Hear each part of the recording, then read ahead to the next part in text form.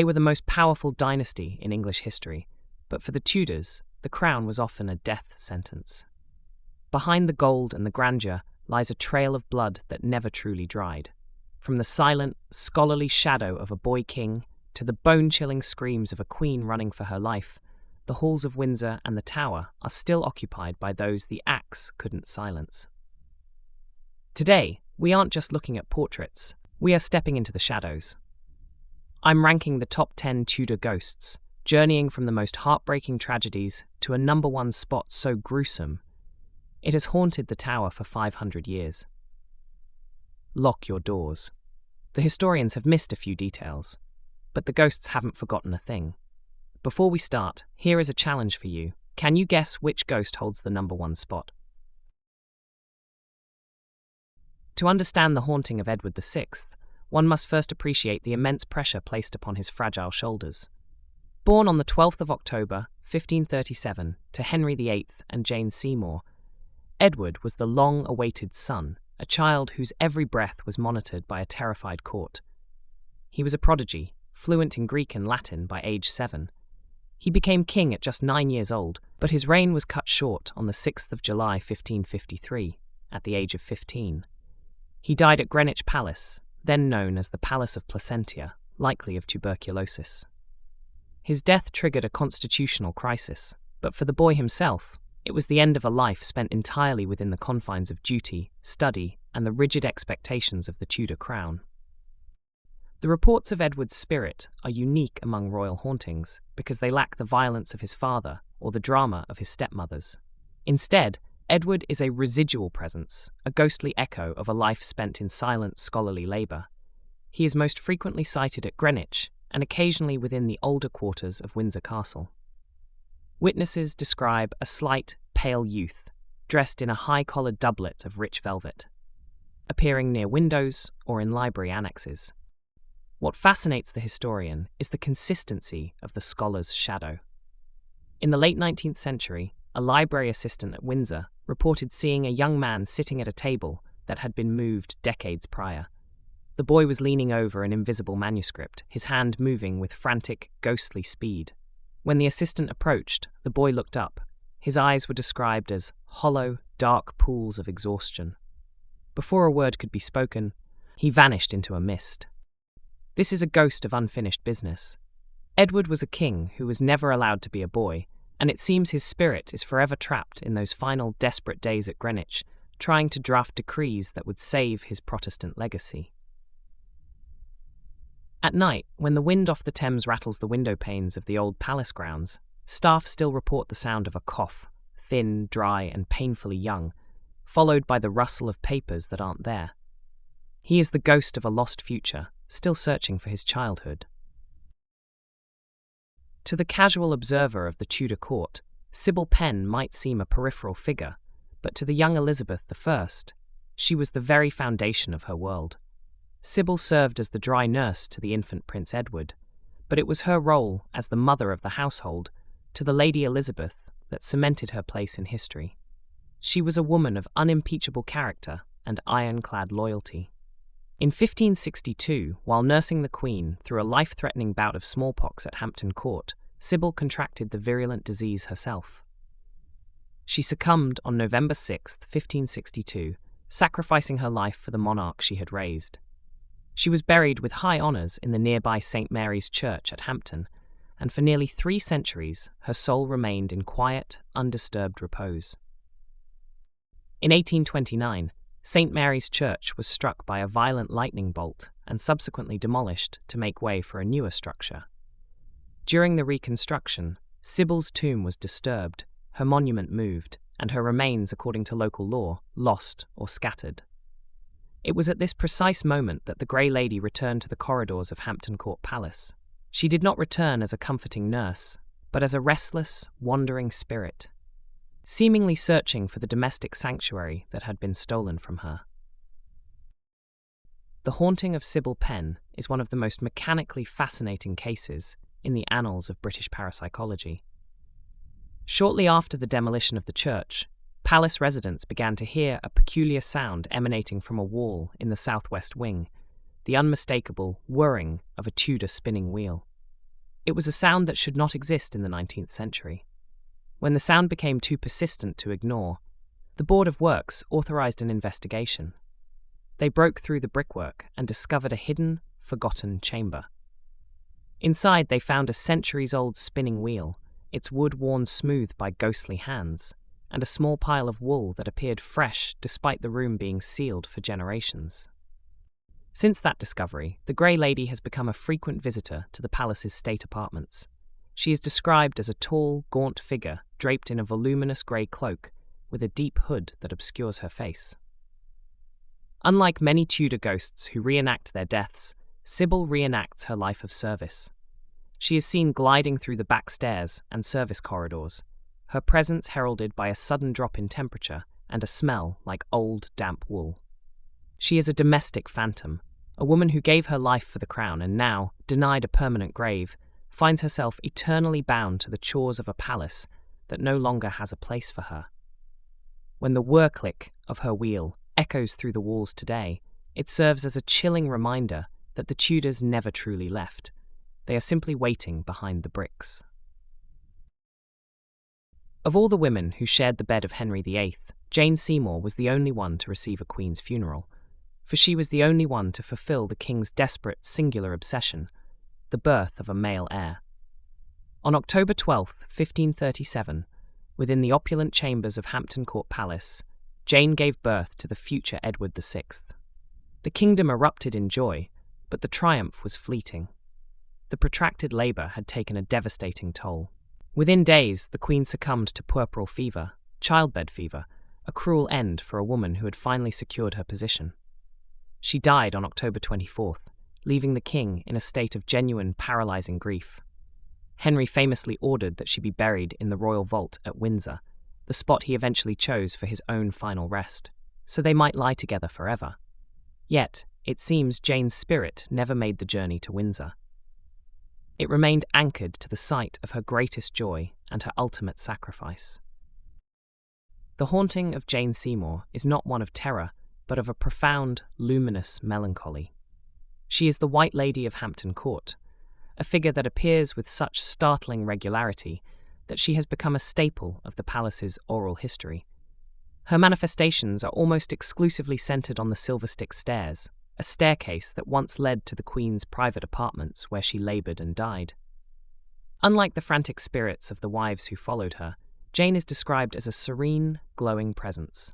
She is seen dressed in flowing Tudor robes, her face pale and etched with a quiet, eternal sorrow. What strikes historians is the ritualistic nature of her appearance.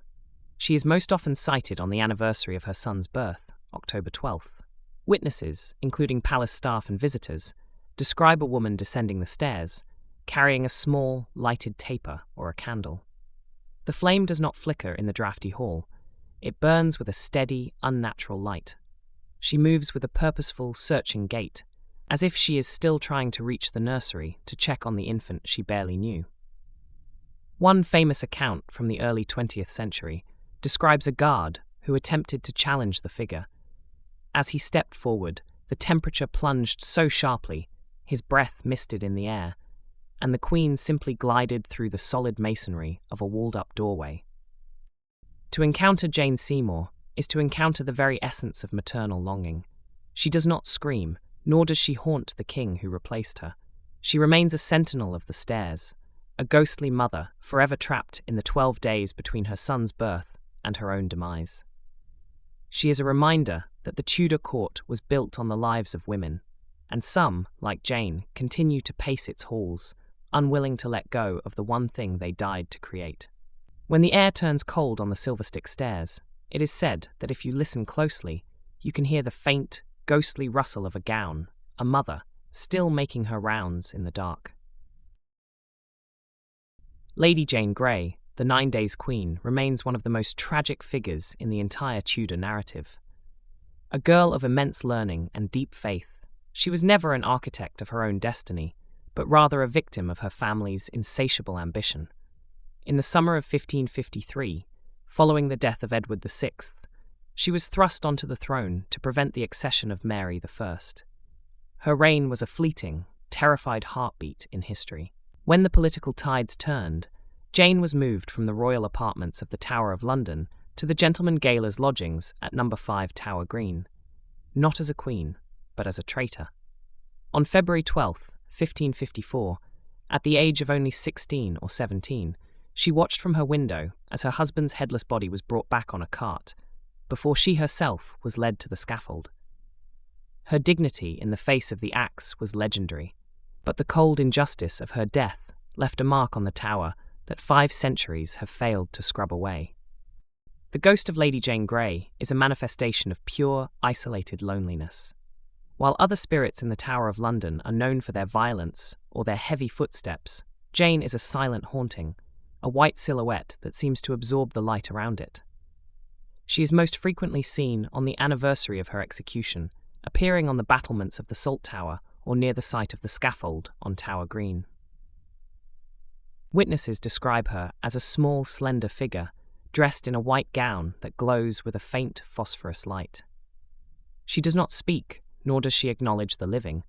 She simply stands, staring out toward the City of London, as if looking for a reprieve that will never come. One of the most chilling accounts of Jane's presence occurred in 1957. 2 guardsmen were patrolling the battlements near the Salt Tower when they encountered what they thought was a white shape moving ahead of them. As they approached, the shape solidified into a young woman of unmistakable Tudor appearance.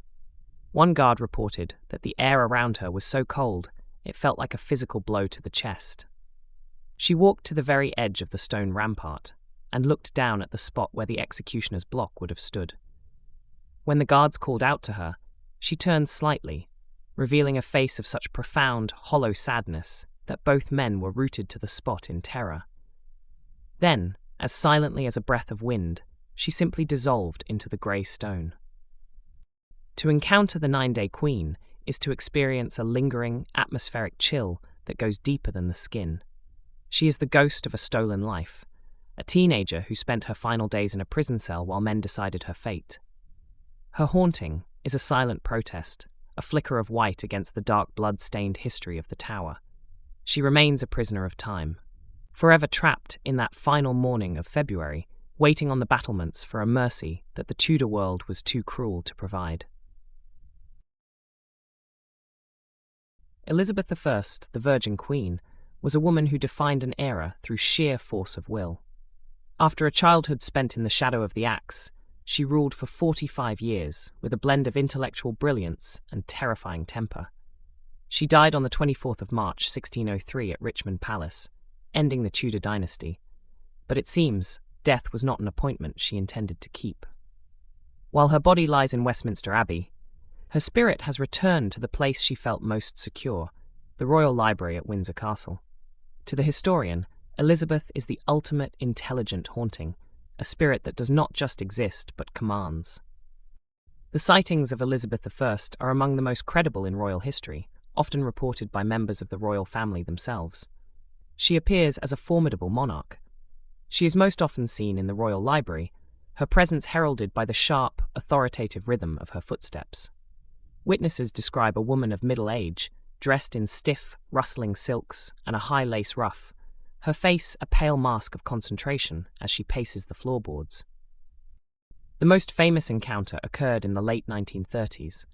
A young Princess Margaret and her sister, the future Queen Elizabeth II, reportedly saw the Phantom Queen walking across the library. More chillingly, King George VI claimed to have seen his ancestor 8 nights in a row during the dark days leading up to World War II. He described a figure that radiated a sense of intense, watchful energy. When guards or staff encounter her, they report a sudden, heavy pressure in the air, as if the room itself is bowing to her presence. One sentry described seeing her pass through a closed door, the sound of her heavy silk gown shushing against the wood like a warning. Elizabeth is not a ghost of tragedy, but of duty. She haunts the library not as a prisoner, but as a protector, a sovereign who refuses to leave her kingdom to the whims of fate. She is a reminder that some personalities are too powerful to be contained by a grave. When the floorboards of the Windsor Library creak under an invisible weight, it isn't the settling of the building, it is the Queen, still pacing, still guarding the secrets of the realm. Henry VIII was a man who cast a shadow longer than any other in English history. By the end of his life, on the 28th of January 1547, the athletic prince of the Renaissance had transformed into a paranoid, morbidly obese tyrant, plagued by a grotesque, ulcerated wound on his leg that refused to heal. The stench of his decay was said to be detectable through closed doors. He died at Whitehall, but his body was interred at Windsor Castle within the choir of St. George's Chapel. To historians, Henry's ghost is the personification of a tortured conscience, a man of immense power broken by his own physical and moral corruption. The haunting of Henry VIII is perhaps the most emotional and physically oppressive of all the Tudor spirits. He does not appear as a shimmering light, but as a dense, dark mass that radiates a sense of overwhelming agitation. Sightings are concentrated in the cloisters of Windsor Castle, particularly near the deanery. Witnesses do not merely see him, they feel him. There is a sudden sickening drop in temperature, followed by a heavy foul atmosphere, that many describe as suffocating, as if the king's legendary temper still lingers in the very air. What makes this haunting truly terrifying is the sound. For centuries, staff have reported the rhythmic thump and drag of a heavy man struggling to walk, a direct echo of the king's final years when his leg ulcer made every step an agony. In the late 1800s, a guard reportedly encountered a massive, bearded figure in the corridor. The figure did not vanish, but roared in a low, guttural tone that vibrated in the guard's chest. The spectre is often seen leaning against walls for support, his face twisted in a permanent grimace of pain and fury. Henry is the ghost of a man who cannot find peace because he cannot find forgiveness. He is a wraith of agony, eternally pacing the halls of Windsor, perhaps searching for the wives he discarded, or the son he feared losing. When the thump drag echoes through the cloisters at night, it is a chilling reminder that the king who broke the church remains himself unbroken by death, a massive, pained shadow still demanding the hallway clear for his passage.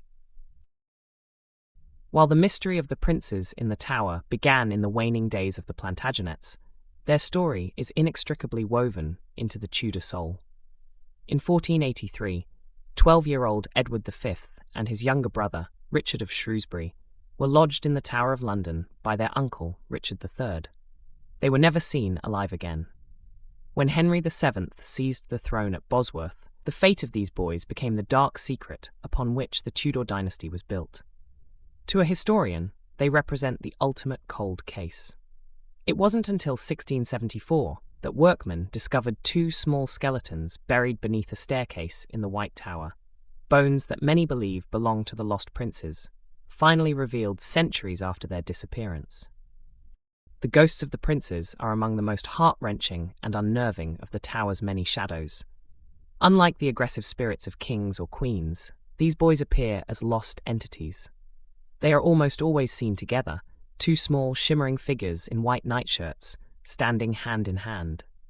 They haunt the Bloody Tower and the battlements of the White Tower, appearing so briefly that witnesses often mistake them for tricks of the light until they notice the children's outdated medieval clothing. One of the most famous accounts comes from a tower guard in the 15th century, shortly after the Tudors took power, who saw two children cowering against a stone wall.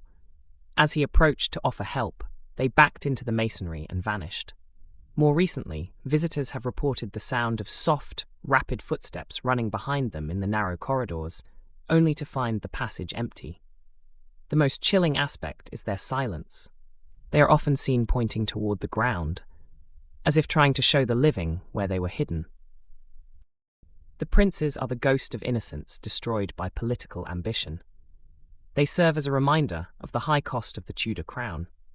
Even after their presumed remains were moved to Westminster Abbey, the sightings at the Tower persist. They are the eternal children, forever holding hands in the dark, waiting for an uncle who never came to release them. When you feel a small, cold hand brush against yours in the shadows of the White Tower, it is said to be the princes, still seeking the protection they were denied in life. Anne Boleyn remains the most polarizing figure in the Tudor saga, the Dark Anne who incited a revolution, and the Martyr Queen who died for a failed promise. Her fall on the 19th of May, 1536, was a whirlwind of calculated cruelty. Accused of adultery and treason, she was executed on Tower Green by the sword of a specialist brought from St. Omer. To a historian, Anne's ghost is unique because of its sheer mobility. Unlike spirits bound to a single room, Anne is a restless traveller, manifesting at nearly every location associated with her life, from her childhood home to the site of her bloodiest end. The sightings of Anne are so numerous they border on the legendary.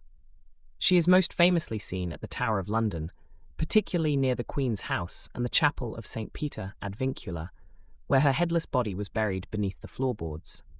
Witnesses describe a woman in an elegant gown of velvet, her presence signalled by a sudden, electric tension in the air. Most famously, a guard in 1864 was found fainted on duty after encountering a white figure in the fog. He had lunged with his bayonet, only for the weapon to pass through the spectre. Beyond the tower, Anne returns to Hever Castle and Blickling Hall. At Blickling, local law claims that every year on the anniversary of her execution, a ghostly coach pulled by 4 headless horses and a headless driver thunders up the driveway. Inside sits Anne, holding her own severed head in her lap. This anniversary haunting is a manifestation of the trauma that ended her life. A soul that cannot settle because its end was so violent and its legacy so contested. Anne is the ghost of defiance. Whether she is seen walking the corridors of Hampton Court or gliding through the gardens of Hever, she carries an aura of unfinished business. She is the woman who changed the course of English history, and she seems determined to ensure the world never forgets her face, or the price she paid for her crown. When the wind howls around the tower's battlements, many say it is not the weather, but the spirit of the second queen, still pacing the site of her final, lonely stand. If Anne was the ghost of defiance, Catherine Howard is the ghost of pure, unadulterated panic. Henry VIII's fifth wife was little more than a child, likely no older than 18, when she was caught in a web of her own past indiscretions and the lethal politics of the court. In November 1541, while the king was at prayer in the chapel at Hampton Court Palace, Catherine escaped her guards. She knew the charges of unchastity meant certain death. In a desperate, final bid for survival, she ran toward the king's private gallery, hoping to reach the chapel doors and plead for her life. She was caught and dragged back, her screams echoing through the hallways, while Henry remained stony-faced behind the altar. She was executed at the Tower 3 months later, but her spirit, it seems, never left that hallway. The haunted gallery at Hampton Court is perhaps the most famous paranormal hotspot in the British Isles. Unlike the subtle scholar or the quiet white lady, Catherine's presence is violent and auditory. For centuries, visitors and staff have reported a sudden, bone-chilling drop in temperature in the gallery, followed by the sensation of someone or something rushing past them at great speed. This is a crisis haunting, a moment of supreme emotional trauma that has burned itself into the stone of the palace. In 1999, during 2 separate tours on the same evening, several visitors fainted in the exact spot where Catherine was said to have been seized. More chillingly, the gallery is home to the scream. It is not a constant sound, but one that erupts with terrifying clarity. A woman's voice, high-pitched and jagged with terror, shouting for mercy. In the early 20th century, a palace resident reported seeing a ghostly female figure dressed in white, her face contorted in a silent shriek, before she vanished into the wall. Catherine is the ghost of a girl who was never given a voice in life, and so she has found a way to make the world listen in death. She is the personification of the Tudor trap, the moment a victim realizes there is no escape. When the air turns cold in the haunted gallery and the distant sound of a running girl begins, you aren't just hearing a ghost, you are hearing the final, desperate heartbeat of a fallen queen. We conclude with a haunting so visceral and violent that it challenges the very boundaries of the paranormal. Our number 1 spot is held by Margaret Pole. The Countess of Salisbury was one of the last remaining members of the Plantagenet dynasty, a woman of royal blood who Henry VIII viewed with toxic suspicion. On the 27th of May, 1541, at the age of 67, she was led to the scaffold on Tower Green. What followed was not a dignified execution, but a massacre. The regular headsman was away, and his deputy was a clumsy youth who had never wielded an axe. When told to lay her head on the block, the proud countess refused, declaring she was no traitor. The terrified executioner panicked. He did not deliver a clean strike. He chased the elderly woman around the scaffold, hacking at her shoulders and head until she was literally butchered into silence. The ghost of Margaret Pole is not a single figure, but a theatrical haunting, a horrific reenactment of her final moments that seems to play out on the anniversary of her death, May 27th. This is the most terrifying of all Tudor spirits because it is chaotic and loud.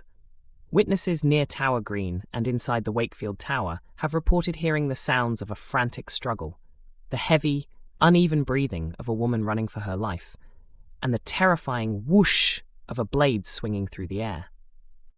Margaret Pole is the ghost of absolute, unmitigated injustice. She represents the darkest impulses of the Tudor reign, the moment where law became butchery. Her haunting serves as a permanent stain on the legacy of Henry VIII, a scream of Plantagenet defiance that the axe could not quiet. When the moon is high over Tower Green in late May, those who know the story listen for the sound of the chase. It is a chilling reminder that in the Tower of London, some deaths were too horrific to ever truly end. The Tudor age ended over 4 centuries ago, yet as we have seen, its protagonists remain. From the scholarly halls of Windsor to the blood-stained grass of Tower Green, these spirits are more than mere folklore. They are the psychic scars of a dynasty built on brilliance and brutality. I find that the stones of these palaces remember what the history books often sanitize. These ghosts remind us that power has a price and trauma has a long, cold memory. But now, I turn the question to you. Which of these 10 spirits do you find the most unsettling? Until next time, keep watching the shadows, for the past is never as dead as it seems. Good night.